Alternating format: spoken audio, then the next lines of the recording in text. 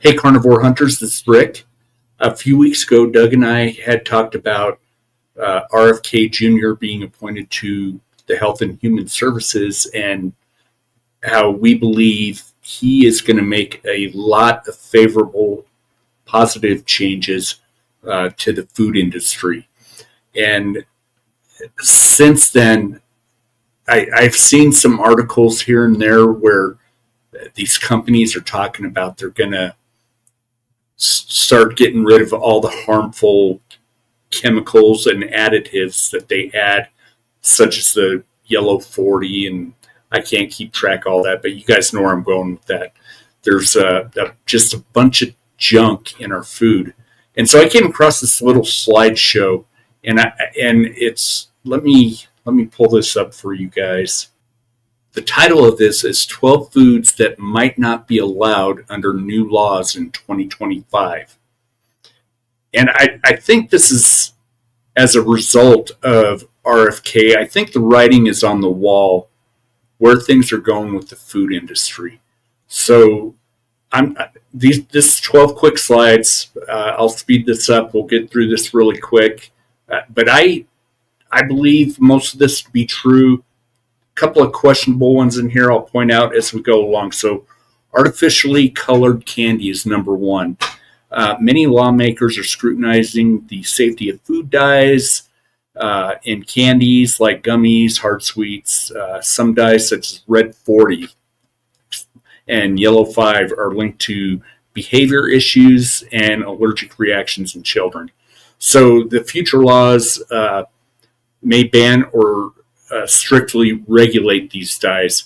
Forget regulating them. Ban them completely. Other countries around the world have done that. We need to follow suit. Number two, processed meats with nutrients.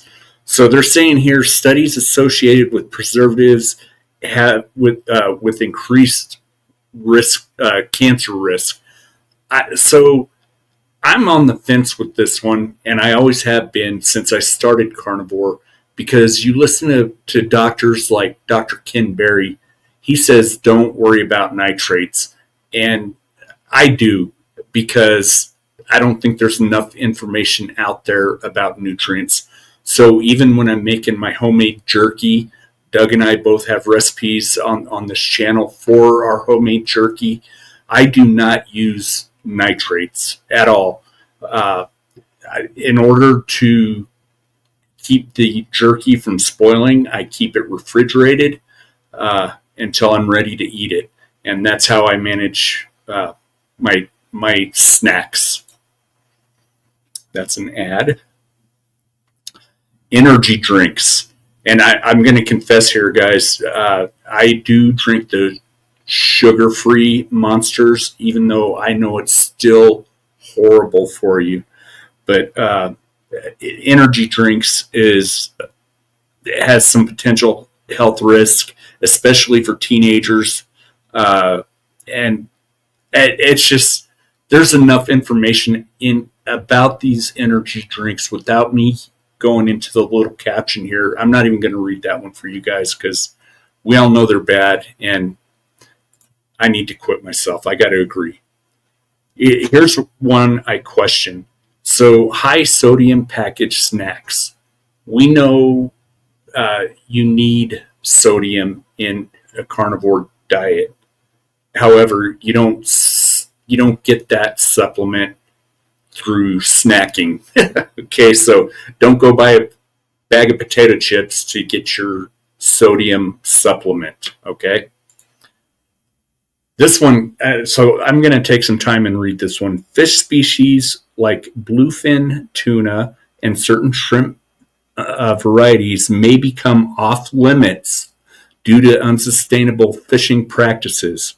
Overfishing and environmental damage have led to depleted populations and ecological concerns. Future laws might ban these products to protect the marine ecosystem. That one's kind of scary for me, because as a carnivore, second to red meat for me personally is seafood. I love my seafood. Um, the overfishing. So let's take it from a hunter's perspective. That's what our channel's about: carnivore and hunting. So let's take it from a hunting perspective, where uh, all 50 states or anywhere in the United States that allows hunting, it's for population control. So I don't know who manages the marine life, but maybe they need to look at controlling how much seafood they're pulling out of the ocean so that we don't have to ban this. And then, of course, cleaning up our ecosystem is a no-brainer. That's a whole nother topic we could go into. Um, Based on my personal experiences in the Navy, uh, I mean, the Navy's good today, but back when I was in, they weren't so good about the environment of the ocean, and they're much better today. So maybe I'll make a video on that someday. Another ad. Partially hydrogenated oils. I, Man, we've talked about this so much, and I know carnivores that are watching this have watched other carnivores. Seed oils in general are horrible for you. So I won't get into those details because you probably heard it over and over. We've talked about it on our channel, so you can go look for those videos. But the seed oils are absolutely horrible for you. Ultra processed breakfast cereals. Um, all my kids are grown. I don't eat any kind of cereal. Even when I was not carnivore, I never ate cereal. Number one, I don't like milk all that much. Never have, so I don't eat a lot of cereal to begin with. But just like the candies, these are filled with, all these dyes and sugars that we just don't want to put into our kids' bodies. However, if you are going to feed your kids cereal or your grandkids, I've got grandkids now, and I won't feed them cereal, but if that's something you want to do, wait until RFK makes this move and removes a lot of this stuff out of the cereals like they've done in the EU and Canada and Australia and everywhere else. That their version of Lucky Charms here is much healthier than what we're serving in the United States. Kind of sad. When you think of the United States, you think of a leader, and when it comes to the Food and Drug Administration, they've failed miserably. Here's one I do not agree with, and living in the state that I do, I've never even had the opportunity, as far as I know, but raw milk and unpasteurized dairy products. I've been dying to try some raw milk. Any milk I've ever had from the time I was a little kid was processed milk, heated and treated and pasteurized. So I've never tried raw milk. I have a buddy that's a dairy farmer. I tried to get some raw milk from him, but because of the regulations here in Colorado, even for a friend, he was not comfortable doing that for me. I think I can skip the border and go to Wyoming. I think there might be some raw milk there, so I'm going to look into that. Another ad. High fructose corn syrup beverages. Another no-brainer. I don't know if y'all ever saw the movie Super Size Me, back when McDonald's was supersizing their meals. But he illustrates some really good. He shows like a super big gulp back when they served a super big gulp with a pile of sugar next to it to show you how much sugar you were getting from that soft drink. And here again, we're dealing with dyes and everything else. I thought this one was strange, and I'm going to relate this, with the seafood. So first off, if we have an endangered species, I agree we should be protecting it.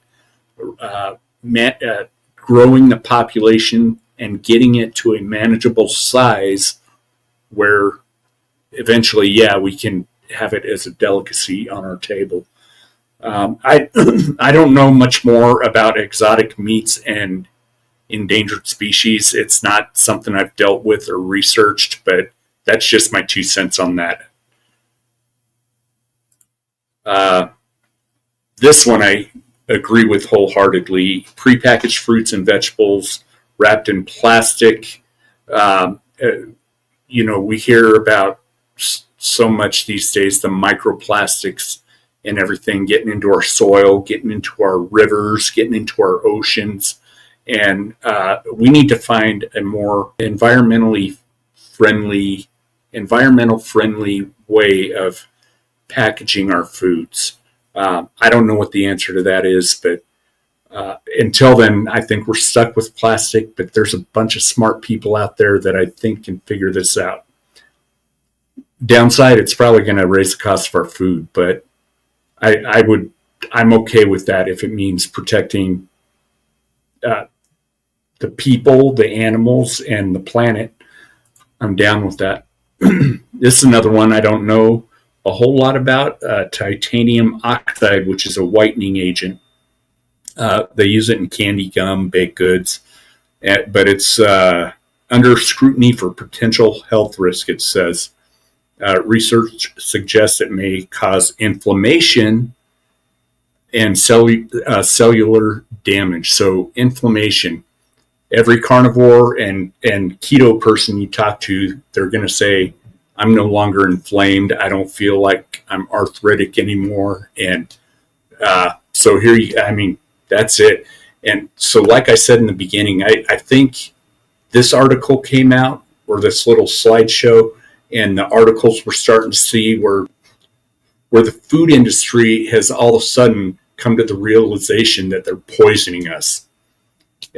Ridiculous, but it's somebody like RFK in a position of authority that's able to make those changes. So let's see what RFK can do for us. And you carnivore hunters, have a great night. If there's anything I missed, or I should say, if there's anything in this slideshow that's been missed that you think we need to highlight, please let us know, because we want to be the voice for making change and improving our food so that our children and our grandchildren are healthier.